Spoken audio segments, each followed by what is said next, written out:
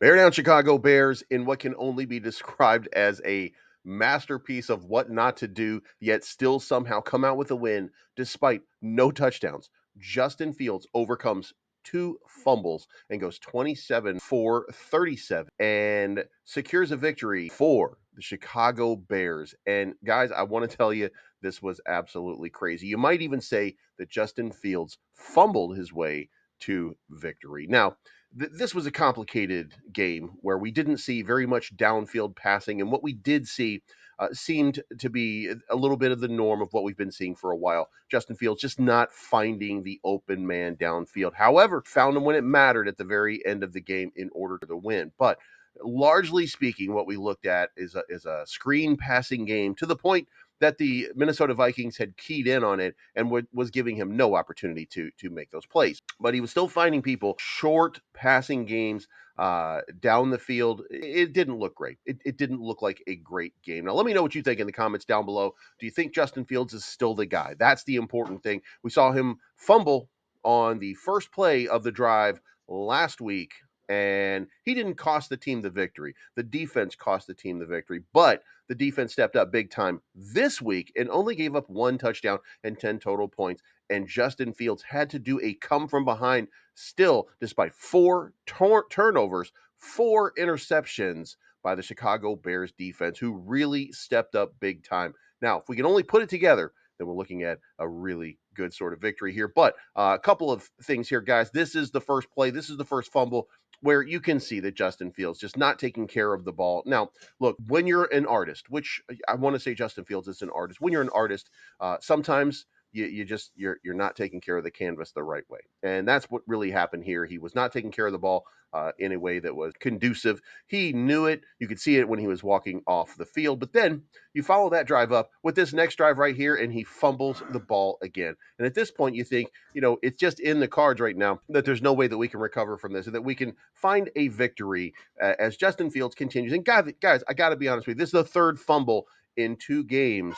He is doing everything to snatch defeat from the jaws of victory. The Bears had led for most of the game. We're up 9-3. And I should probably point out here, this is field goal range, and Justin Fields is fumbling in field goal range. Had they converted that field goal, the score would have been 12-3, meaning there were 2 scores, and it was the final score, by the way. If the Vikings had scored at that point, it wouldn't have mattered because we would still be looking at the final score. So, this is a very complicated sort of thing. And what do you think, guys? In the comment section, let me know what you think of Justin Fields fumbling this away. Are we still faithful that Justin Fields is the one? Is he the man? Is he getting a fair shake from Luke Getsy?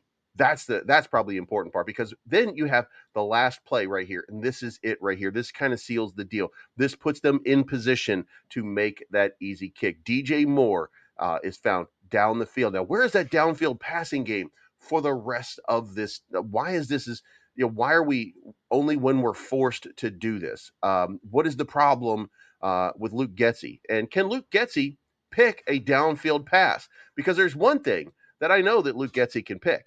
There's one thing that I'm sure, because we saw it last night, that Luke Getsy is able to pick. Now, guys, let me know what you think in the comments down below.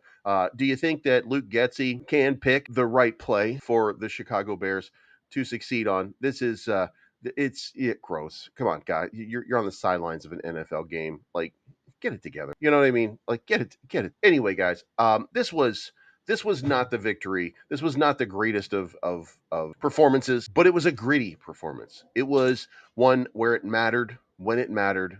Justin Fields came through. Now, this was his third come from behind victory in his career. He's now 2 wins on the season. Tyson Bagent 2 wins on the season. The Bears are now 4-8. Is that going to save Luke Getsy's job? Absolutely not.